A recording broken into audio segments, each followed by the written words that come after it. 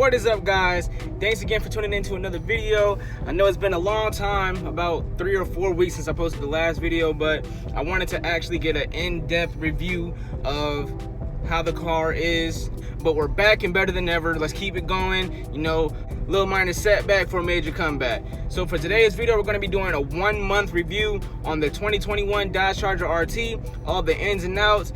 And a lot of people have been asking this question, but they want to know what my price for the vehicle was out the door. So a lot of y'all in my business, and I don't like that. No, I'm just joking. Always here to give as much information as possible, because you might be wanting to buy one of these vehicles as well. So I'll be more than happy to let you guys know, you know, how much I got for the vehicle, how much it's financed for, and so forth and so on. So without further ado, let's go ahead and get started. Let's jump into the video. Alright, so back to the video, guys. So for you eagle-eyed viewers out there, yes, I did have to change outfits. It's actually a little bit chilly out here today in North Carolina. So as I said, we're going to be talking about the 1-month review on the 2021 Dodge Charger RT. First things first, if you're worried about gas mileage, this is not the car for you. It's as simple as that. Basically, the gas is like another bill for you at this point with this car. You can get good gas mileage, but you'll have to drive the car like it's a V6 or a 4-cylinder. But there actually is an option. It's not even an option, it does it automatically on its own. If you're cruising with the car and you're just normally just driving down the road, it'll automatically switch to 4 cylinders to give you a bit of a better gas mileage while you're driving.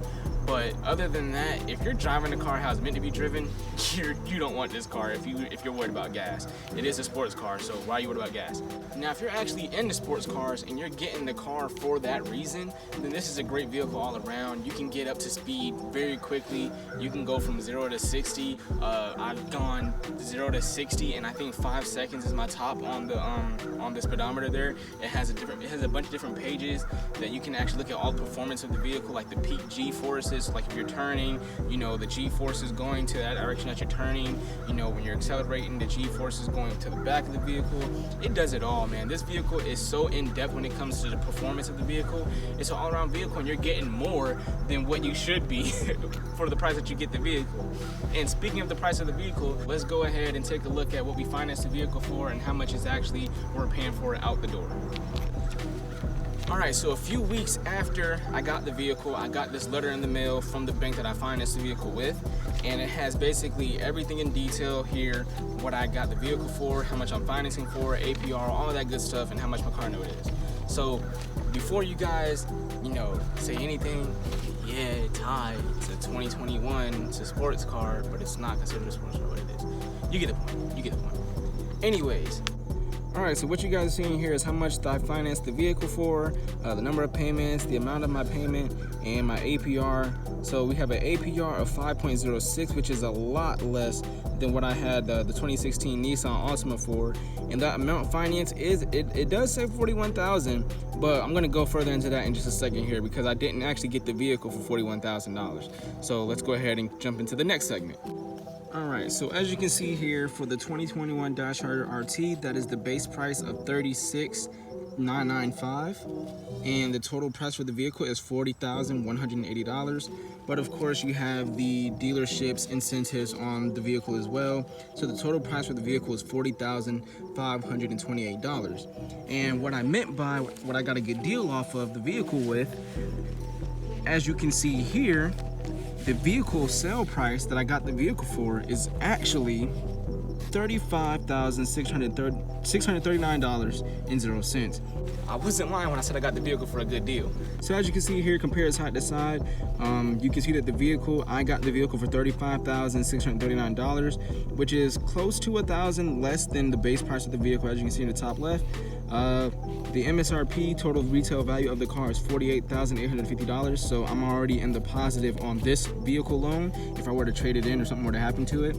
But as you guys know, when you're financing a vehicle and you're doing a trade-in, of course that total goes towards your amount leased. I leased the vehicle for $41,163.92. So in layman's terms, yes, I am financing the vehicle, but I still have a good deal on it nonetheless at the end of the day.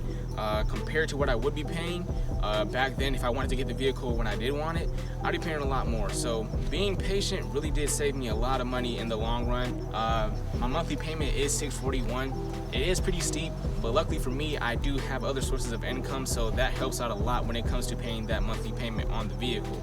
So my suggestion is, my recommendation, if you do want to get a vehicle like this, I highly do recommend at least having another source of income so that you're not living check to check. A lot of people do jump into these vehicles and don't do a lot of their research, or just jump into it because it's the wave or it's the hype. But being smart will save you a lot of money in the long run. So unless you can afford it, please take your time and be careful and think twice about making your decision. Me, I'm good at the end of the day. I'm not really worried about how much it is because I do have the money coming in for it. So I'm not worried about, can I afford it? Am I gonna be living check to check? I'm not worried about any of that because, like I said, I waited, worked on my credit score, made sure I had money set to the side if anything were to happen. I basically just dotted all the I's and crossed all the T's before I got the vehicle. So I'm gonna be good financially when it comes to getting this vehicle, when it comes to paying for this vehicle. So I wasn't really worried about how much the vehicle is, what my monthly payments were going to be. Of course I was worried about them, but not as much as other people think I am, or as other people should be when it comes to getting these vehicles. So as far as how much I got the vehicle for and how much it was at the door, as you can see, I got a great deal on it. How much was it out the door? May not be the same for somebody else, but you guys had questions and I hope I answered them for you. That's how much I paid for the vehicle out the door and how much I'm financing it for. Like I was saying, I do have money set to the side for when I do want to start going ahead and paying on the principal of how much I financed the vehicle for. That helps out a lot too, and then you can refinance the vehicle later and get probably a lower APR and save money in the long run for when you're paying on that car note every month. So with that being said, that's how much I financed the vehicle for, that's how much it was out the door, that's my monthly payment, my APR, all that good stuff financially that you guys should know before you try to buy a Charger or a Challenger, any kind of Dodge vehicle. It's been a month. Let's go further into the specs and the maintenance on the vehicle. So I did cross over into my first oil change being needed. Not really. I bought the vehicle at 6,000 miles. I wanted an even number. I didn't want to have all those crazy numbers on the vehicle. So I went ahead and got my oil change at 10,000 miles. Yes, I already hit 10,000 miles. I do not work close to home, but I do at the same time. It's about 20 miles back and forth to work every day. So doing that for a whole month, it put me over my 10,000 mileage. Plus, this isn't my second source of income that I was telling you guys about, but I do like to DoorDash every now and then, just to have a little extra money in my pockets. Not that I don't have money in my pockets, but it's always nice to have more, you know what I mean? So I was DoorDashing, every now and then, just putting a little bit more money in my pockets, and I think that's what killed me on the mileage there, because I have a lot of orders going here and there, all kinds of places. So that's really what killed me as far as the mileage on the vehicle. But nonetheless, the vehicle is performing great. Tire tread is still great, and that's a big thing too with this vehicle. When it takes off, man, you want to make sure you have some tread on your tires. If you don't, it could cause a lot of issues down the line. You might go slipping and sliding somewhere, and you don't want to be in a situation like that. Trust me, I've seen the videos. You do not want to go there. Another thing too, with these vehicles, you want to do a cold start before you actually get in the vehicle and drive off. You want to give it a few minutes to let it run and get the oil running through the system, let it lubricate and all those internal components before something happens to your vehicle. You want to give it a few minutes to run. You want to let your vehicle run for at least 3 to 5 minutes before you actually hop in it and take off. I don't know if it'll actually run that long when you remote start it, but you get my point. You want to let it run and sit for a minute. And you can tell when it's ready to go. When you first start your vehicle up in the morning, it'll be a lot louder. I think that's why my neighbors hate me now. Then it'll kind of quiet down. Depending on what kind of environment you live in, you might not even be able to hear it. You might look out the window and be like, is this thing still on? It is. It'll just get a lot quieter after it's ready to roll, and that's when you can hop. That's your sign right there. That's when you can hop in it and drive.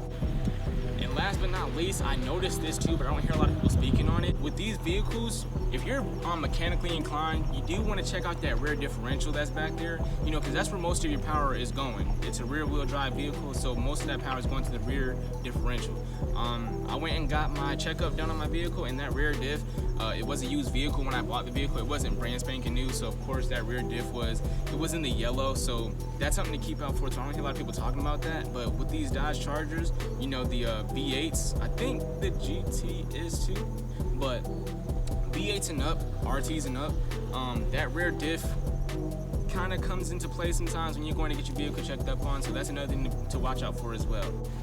Other than that, guys, that is all I have for the video today. You guys know what to expect for maintenance. You guys know what to expect financially when it comes to financing the vehicle. You guys know just about how much I pay for the vehicle, so you should know in a ballpark range what to expect when you go to get yours.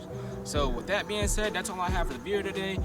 Drop a like, comment, subscribe to the channel so you guys don't miss another upload, because the videos are coming now. Like I said, I just had to take a little break because I had a lot of work going on, a lot of family issues, but everything is good now. We're gonna be booming with the videos again, so just drop a like, comment, and subscribe to the channel so you guys don't miss nothing. Videos are gonna be coming out a lot more quicker now. That's all I got for you guys today. Peace out.